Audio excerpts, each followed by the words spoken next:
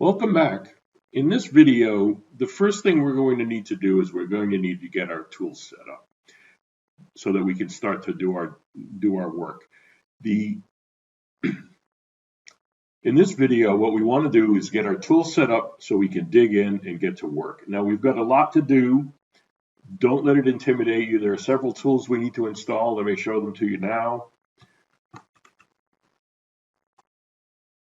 We want to install, first of all, Windows Terminal. This will allow us to set up an environment that looks pretty much the same on Windows and Mac. That way I can teach on the Mac and you can follow along on Windows. And 99.9% of what we'll be doing will be exactly identical. Where it's not, I'll point out what the differences are and there'll be no problem with that. The next thing we want to install on Windows will be Python, so we can write our code and test it and debug it. The next thing will be Git, so that once we have code written, tested, we can publish it. And also so that we can go back in time and we can get back to an earlier state of our code if we find we've made a mistake somewhere along the way. Next on the list, Visual Studio Code. This is a very good general purpose editor, and it also handles Python quite well in addition, and we can set up a nice development environment and a development workflow in Visual Studio Code. It's also a useful editor for other programming languages you may encounter. So it's a nice general purpose tool. It also has the advantage of free, as all the rest of these tools are, by the way. And then finally, one last tool that's a little bit optional, but I really love it because it makes working with GitHub a lot easier than it would be otherwise. We want to install the GitHub command line interface, or CLI. So with that, let's pause the slideshow and let's go into our most useful programming tool, and that's Google. And we'll go in and we'll just get started with the Windows Terminal. If we look up Windows Terminal, we can click through here, and now this is going to ask us to bring up Windows Store. Open Microsoft Store, sure. Go ahead and do it. And we'll click on Install.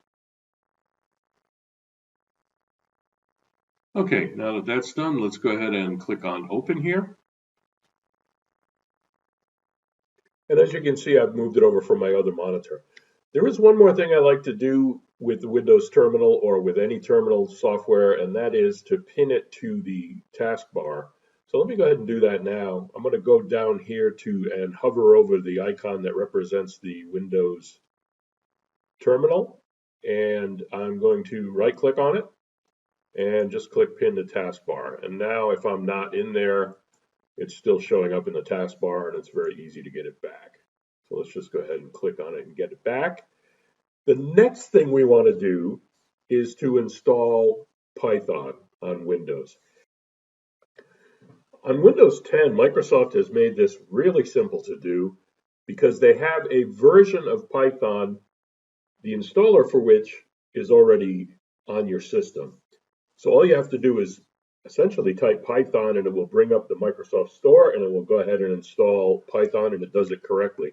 So let's go ahead and do that right now. Let's just go to the terminal prompt for the Windows Terminal app that we are just installed, and let's type Python. That's going to bring up the Microsoft Store version of Python 3.9 in this case. I'll go ahead and click Install here. And as always, we'll pause that because it'll take a little bit to install. And when it finishes, we're not going to even have to do anything else. So let's go in and invalidate our install real quick and make sure Python got installed correctly. Let's go to back to our terminal window, and let's type Python again. But this time, let's add two hyphens, a couple of dashes, and the word version, all lowercase. And that'll give us the Python version that's installed. And sure enough, it's 3.9.9, which is just what we expect. Let's do the same thing for a program called pip. That's PIP. And once again, we're going to type two hyphens and version. And we see the pip version, which is kind of unimportant to us. But what is important is at the end, it says it's pointing to Python 3.9, which is which is what we want. We want to make sure that pip doesn't point to a Python 2 version we may have kicking around. So with that, Python is completely installed and we're ready to go on to the next section. In this next part, what we want to install is Git for Windows. Now, Git for Windows has a lot more options to choose from in the installer, but we'll walk through that together. So first, let's go to our favorite programmer helper, Google, and let's find where Git for Windows can be located. Let's type in Git for Windows here. Sure enough, this top one, gitforwindows.org, that is fine. And right here, we're going to go ahead and download it. And we will accept the default location for Git and click Next. In this next dialog, we have a lot of things to look at. Let's go ahead and put the additional icons. Windows Explorer integration, yeah, let's leave that as it is. The rest of it, let's leave all of that as it is. And then the final thing we want to check is this add a Git bash profile to Windows Terminal. Remember, we just installed Windows Terminal a couple of programs ago, and this will allow us to all be on the same page by using a bash style terminal. And let's click Next at this point. Here it's prompting for the window that we're going to create. Let's go ahead and click Next. Now here it's asking for a default editor that Git is going to pull up. Let's leave that as Vim for now. At this window, let's override the default branch name for new repositories. And you see here that it suggests main. There's a long history to this, but long story short, GitHub is now using main instead of master as the default branch. So we want to be compatible as possible with GitHub to save us some steps. So let's click Next. Here we want to leave the default. We want to have Git available from the command line and from third-party software.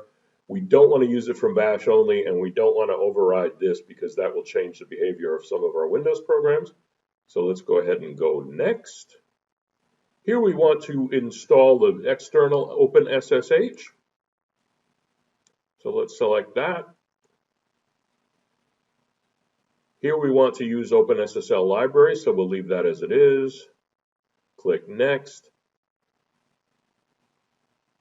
This is a good option to have. This is basically Windows and Unix have different line style endings. This will make sure that if you're working on Windows, you'll always have Windows line style endings while you're working. But when you check things into Git, it will have Unix line style endings, so people on Unix will be okay. That's sort of the standard. And then they, of course, set their machines up so that it always uses Unix line style endings. So that way you're compatible no matter who you're sharing code with. Let's go ahead and click Next. Here, let's leave the default. Let's leave the default here. Here we're asked if we want to use a credential helper. Let's leave that as is. Here we'll just click Next. And here we've reached the final batch of settings, finally, and we will go ahead and just leave these as is, and we'll click Install. Once again, we'll pause the video. When the install finishes, it will ask you if you want to view the release notes. I am going to uncheck that. And then it also asks if you want to launch Git bash. Let's take a look at that really quickly. Let's click Finish here. And that will launch a terminal prompt with Git bash as the default. Now what we want to do, and if you'll remember, we checked a box to say add this sort of terminal to our Windows terminal program, which works a lot better and is a lot easier to see, quite frankly. So let's go ahead and get rid of this bash terminal, and let's set that up now. If we go over back to our Windows terminal program that we installed earlier, and we have it in the taskbar.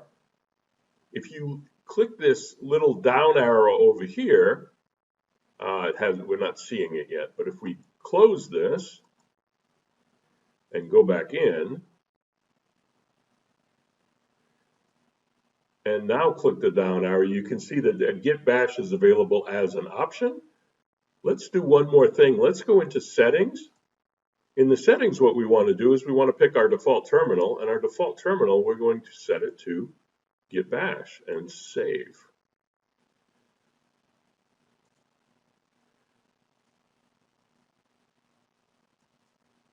Now to test that out really quickly, let's go back into Windows Terminal one more time. Click on it, and Git bash comes up as the default. Just to test that we have Git available on our path, let's just type Git. Let's try version. That's always a good trick to see if we can try. Sure enough, Git version 2.34.1 for Windows and so forth. And Git does not change that frequently, so if you have a slightly different version than this, I would not worry about it.